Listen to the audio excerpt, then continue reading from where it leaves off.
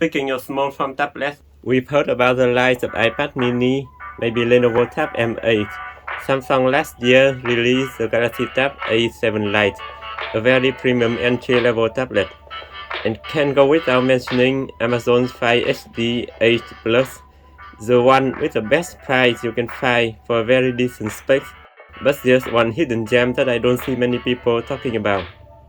Hi, I'm Metanon, and today I'll talk about how the Galaxy Samsung Tab A 8.4 is the best 8-inch tablet out there and why you probably could get one.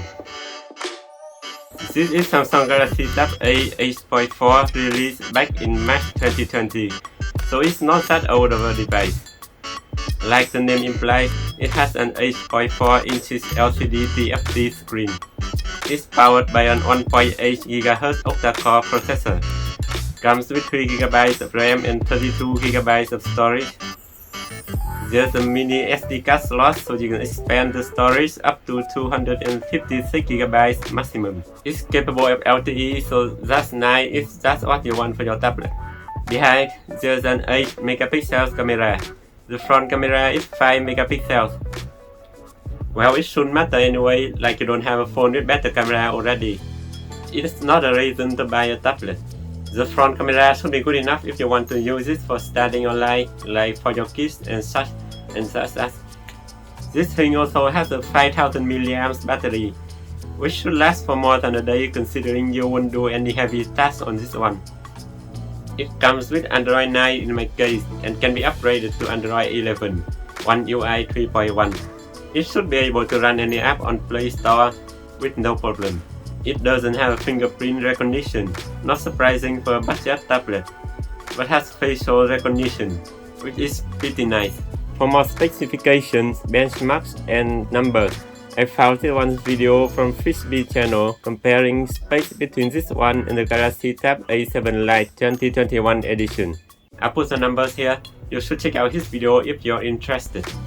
Well, long video short, the Galaxy Tab A 8.4 is better than the A7 Lite in every way, and I think it has better specs than every other tablet of this size, for the exception of maybe the iPad mini. But well, I won't be talking about budget tablets if I have money to throw away. By this point you might be thinking, well Metanon, it has better specs and that's nice, but it also comes with higher price, so what makes you think it's the best bang for the buck small form tablet? Well, let me tell you, it all comes down to the tablet screen, which is the only thing that matters for a tablet this size. For example, let's use the Galaxy Tab A7 Lite as a point of reference again. It has a 8.7 inch display with resolution of 800 to 1340 pixels, which translates to 179 pixels per inch density, and it looks pretty nice according to the reviews. So what's the resolution of the 8.4 inch display of this one again? A whopping 1200 to 1940 pixels. Jesus Christ, that's full HD right here. That screen has around 270 ppi density. Damn, that pixel density has no business being here with a screen that size. It basically has the same resolution as the 10.5 inch display of the Galaxy Tab A8 released last year, but with much higher pixel density. You'll be sure that your media will look way crisper on that screen. Here's Windows 10 interface in full 1920p glory on an 8-inch screen. It's janky and tiny and pretty much unusable, but well, it's something. This tablet actually has higher resolution than the screen of the laptop that I connected it into, now that I think about it. Well, it's a decade-old laptop, but still, that's crazy. But Metanon, who cares about pixel density? I'd rather have the 10.5 inch. No! I'd argue 8.4 inches is superior.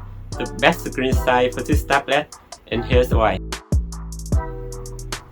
Well, okay, on a second thought, that's just my biased opinion since it's based on my very specific use case for this tablet, which is reading comics, Japanese comics, manga to be exact, and there's no better screen for reading manga than this one. The images on site that post manga are more than 1000 pixels wide, so you would get a pretty precise pixel-to-pixel image display on this tablet. Also, here's a real manga volume. Look at that, it fits perfectly in the tablet screen. so you will get the most close to reading an actual manga on this device. You won't get the exact resolution on the screen like the A7 Lite, and the image will get stretched out on a bigger screen, unless you're more into reading Western comics which are inferior anyway. Like, ew, why would you do that? This tablet I got is actually a second-hand deal from a pretty shady online shop, and it comes with a 4K screen. You can see there's a little bright spot around here, but I noticed that it completely disappears when I open the manga page. Probably has something to do with the backlight and the way this tablet displays black and white images. I don't know, I'm just telling you that to say that it's pretty good at displaying manga pages. While I'm at it, let's try using this for gaming purpose. If you want to play PUBG or Genshin Impact, or other contemporary games at high settings, then this is not the tablet for it, but so are every other tablet of that price range. If you're more into playing light, retro puzzle games, then it won't disappoint you. Here's me connecting it to my cheap Chinese controller and playing Machinarium. Very good game if you haven't heard about it. The tab has two speaker vent thingy positioned at the bottom here, by the way. It's decently loud. Let's crank it up a bit for you guys to hear.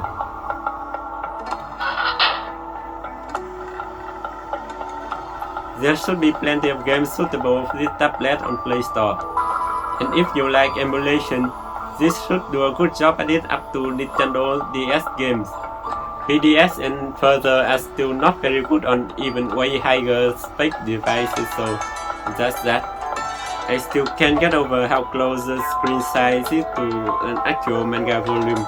It's as if there's some weeby guy in Samsung designer team be like, let's have the company make me a very specific tablet to read those Chinese comics on it. And now that I've got it, I'm done with that product. And here lies the problem. If you're watching this, chances are you won't be able to buy this tablet anywhere.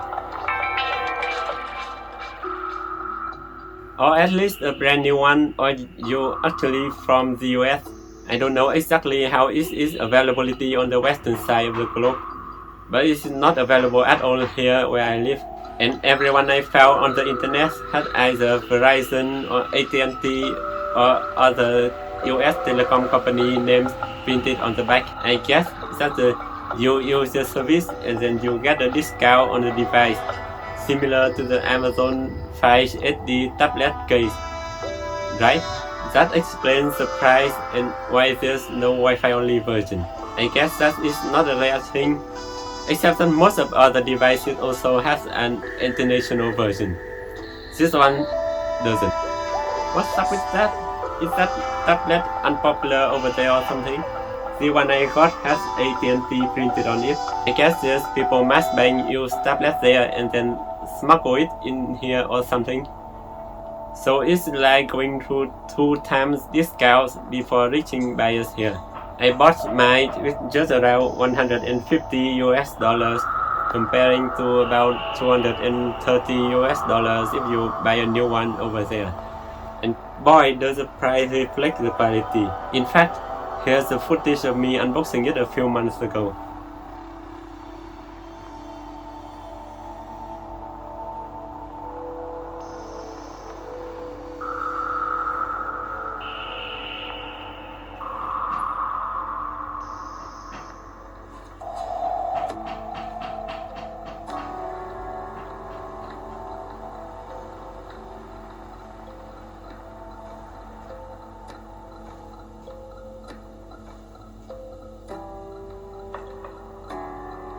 It's a damn bright spot, man.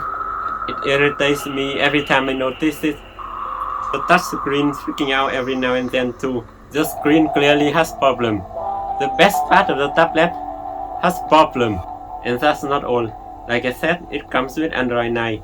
And it just won't update its software unless I connect it into AT&T network, which is impossible where I live, so I have to take the risk of breaking it by flashing the software myself. And on top of it, apparently there's a different firmware version for each telecom company, and they don't even update it at the same rate. I swear the whole process of updating it was a freaking pain in the ass, and I had to deal with it because I had no choice but to buy it from some shady online shop. Why Samsung? Why no international version? I'll gladly buy it at a $250 price range for a brand new one. Even now with all the problems it has as a second-hand tablet, I still like it very much since it serves me well with my use case most of the time.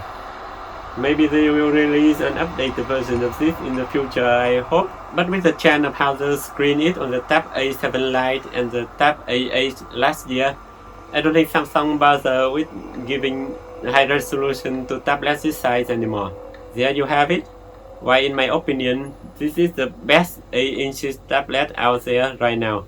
I challenge you to find another tablet of this price range with screen this size and better specs and better screen quality. I'll wait for you to tell me so I can buy it and replace this 41 I got. Thank you so much for watching. Hit like and subscribe if you like this content, or maybe donate to my subscribe style or something. Links in the description. Getting monetized on YouTube as a new channel is hard nowadays with the 1000 subscribers requirement and such. I still have a bunch of tech I own I plan to review, so I'll see you sooner or later depending on how this one does.